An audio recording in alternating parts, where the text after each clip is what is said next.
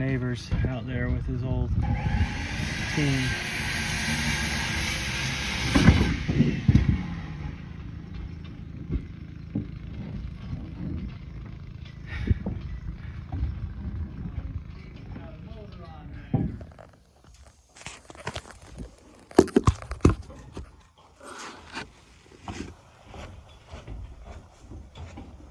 All right, Brandon said she's bringing lunch. Oh, cool.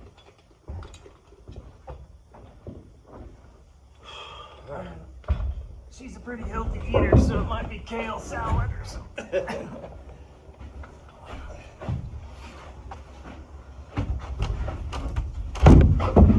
All right, so our internal framing walls are done. I'll go after we clean up, and this evening when it's not so windy, I'll film that and show you. But now that all the framing is done, we nailed some siding up here at the top, just because it doesn't come all the way up, and a block of 2x6 down at each end, and then set a nail and set this string line. And we are going to take a measurement off that corner and make sure each were the same distance, and we'll push and pull the wall and put angle braces on these studs to square this wall. Now, are we doing it on both sides? Yep. And then we'll do that same process on that side and have it all straightened and squared, and then we'll mark out the truss drops. So here we go. All right, so it was 2 inches down there at the corner from here to the outside edge of the string. So I'm going to take the same measurement here, and it's 1/4 inch. Needs to go out a 1/4 inch. Press rod. Oh yeah, sorry. So he's gonna nail there, and then we'll throw our weight into this wall and then fire nails into these studs to hold it out that 1/4 inch. You can see that it needs to be there.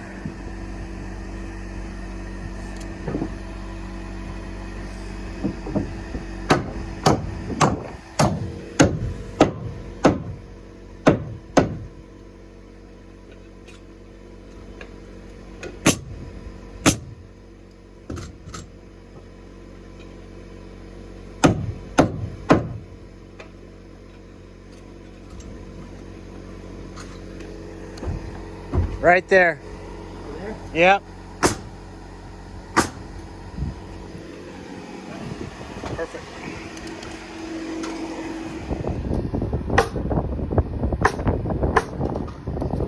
Yeah. So we're just making a triangular base. We nailed it in down there. Up here, keeping it inside so we can sheet. And then just nailed it to the base. We're not going to stake it or anything. It's wedged in the ground down there.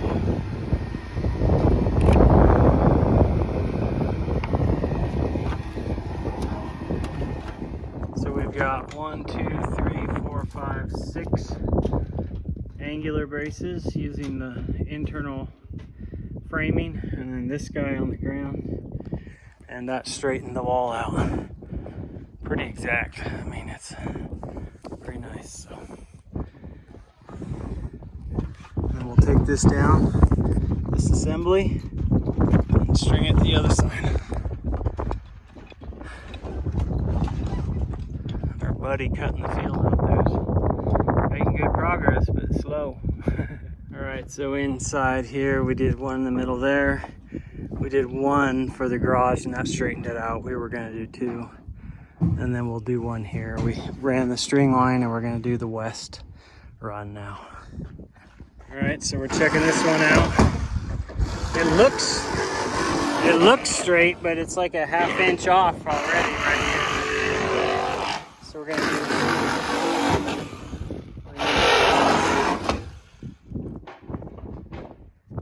Okay, so we set that wall. Put one brace there. The garage wall was pushing out a little bit, but since that wall's set, we're gonna leave it and hope that it doesn't throw anything off. So there's not much we can do about that. Just bad luck that it is slightly budged this way on the where the garage wall meets, because it's just a solid wall. So I think the last thing to do now is Brandy's cleaning up, and we're gonna sheet the garage. If not today, then tomorrow. All right, so now that the walls are straightened, we're taking a measurement off, and here's truss 1 on the end, and then truss 2 right here, 2 feet in. So this is 2 feet, and truss will sit here, and I'll go down 2 feet, truss will sit there. We're just gonna go down and mark them all the way down. Okay, we're marked all the way down. I came and connected with Greg on this side, so climbed down off my ladder. Making do with what we got. I think we're all ready for trusses. So I've decided to snap a chalk line on the shop, or on the garage, at 8 feet and a quarter down from the top. It's a thick chalk line. And I'll show you what I'm doing right now. Let me get out of the wind. All right, so I'm gonna sheet in 8-foot vertical sheets, 4 across. I'm gonna start right here. Although, yeah.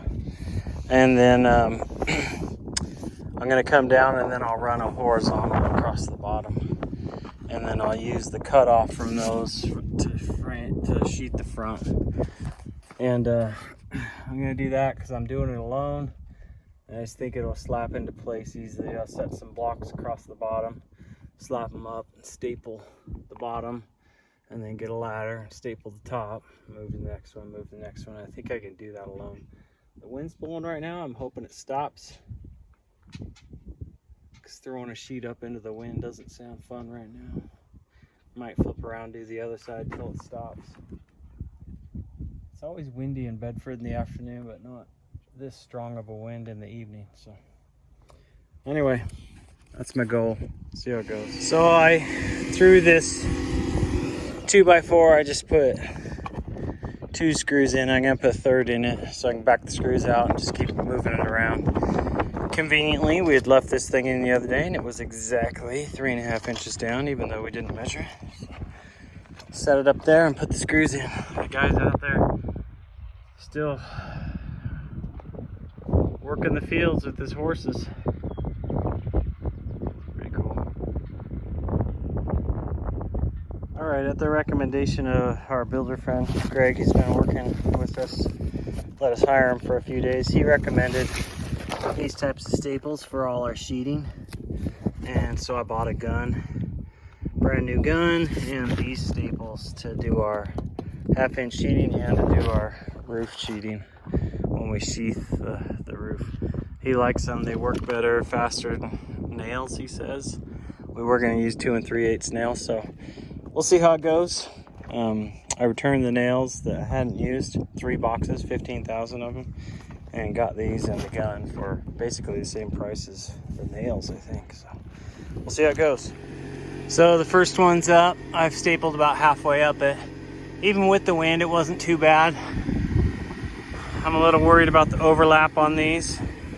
I'm level going across, but you know, unless your studs are perfect, you might start to get off a bit. But I can throw some blocking in to hold the sheeting seams. So anyway, I think this method will work. I'll pull the block after I make a run, make another run, and then I'll come back and rip the sheeting and slap it in. I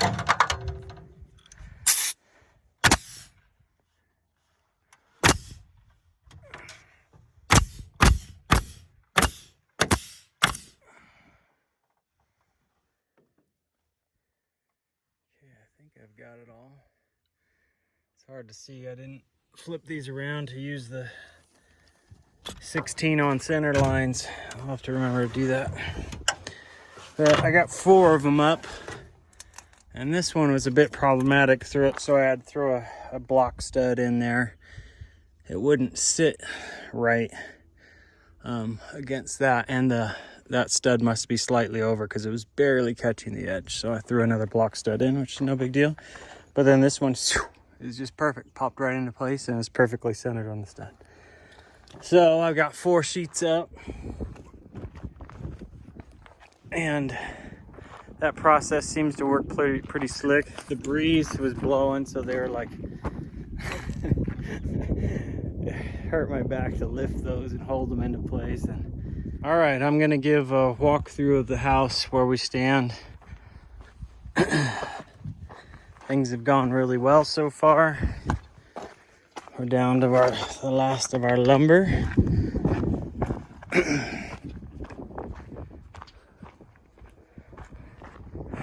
So we sit right on the edge of Little Tiny Bedford. We'll have an asphalt driveway that ties us to the road, and then all the farms out that way. We've got an 8-foot wide, 10-foot wide, and 8-foot wide. 2 of them with drains so that we can park our trucks, my truck and her car in here. She wants a workout studio on that side. They're gonna pour this slab next week after we put the trusses on. That's the soonest they could do it. And they said they didn't mind if we had it framed already. So it's 30 feet deep and 36 wide. So plenty of storage space in my workshop area over here. You come up into a 4-foot wide hallway, and all of the ceilings throughout are 9 foot. Even in the closets, everything. It's 9 foot flat ceilings everywhere. To the right is a mudroom, wander room, big opening. 7 feet 6 inches by I think 14 or 15 feet. Washer dryer back here, hot water heater, and crawl space access in the floor. Come down the hallway.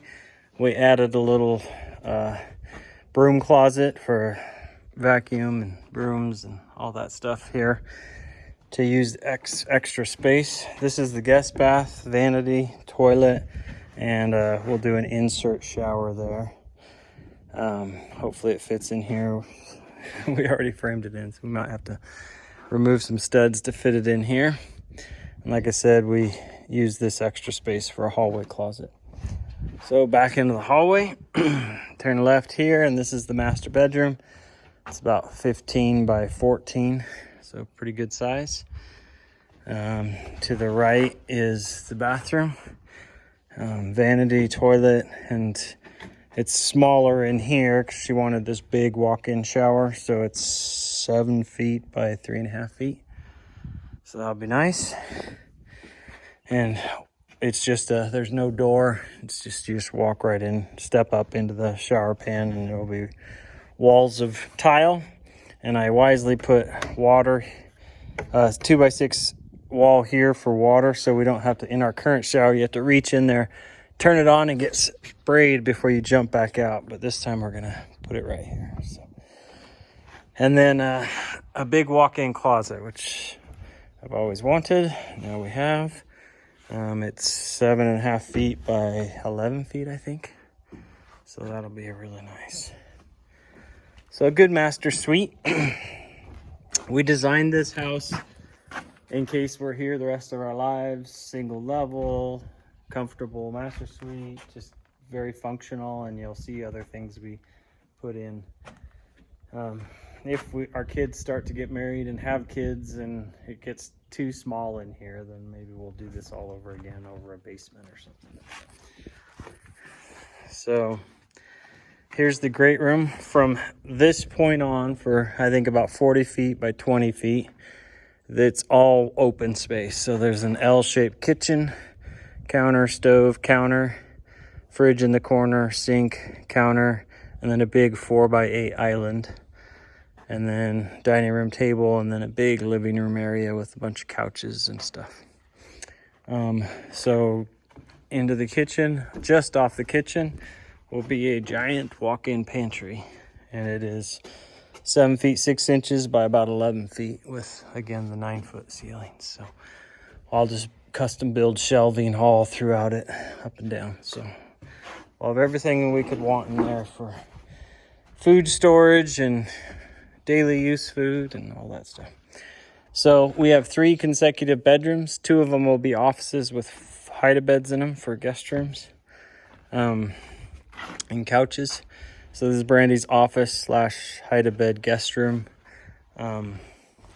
fold-out bed, and she wanted more closet space, so we added a second closet. In retrospect, I should have just done one wide door and just built U-shaped shelving into it, but I don't know.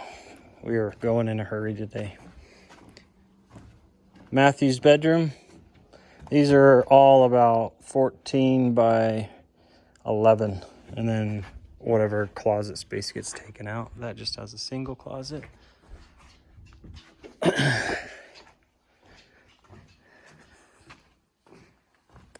So it's not a big home, but it's cozy. This is my office that'll have a hide-a-bed in it again.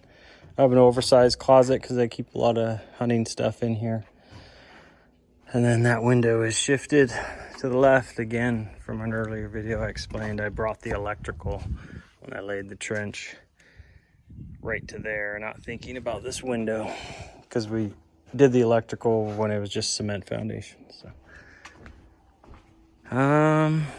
anyway, that's it. Oh, we'll have a giant hearth right here with a wood burning stove and the pipe, exposed pipe, going up to the ceiling and then through the roof.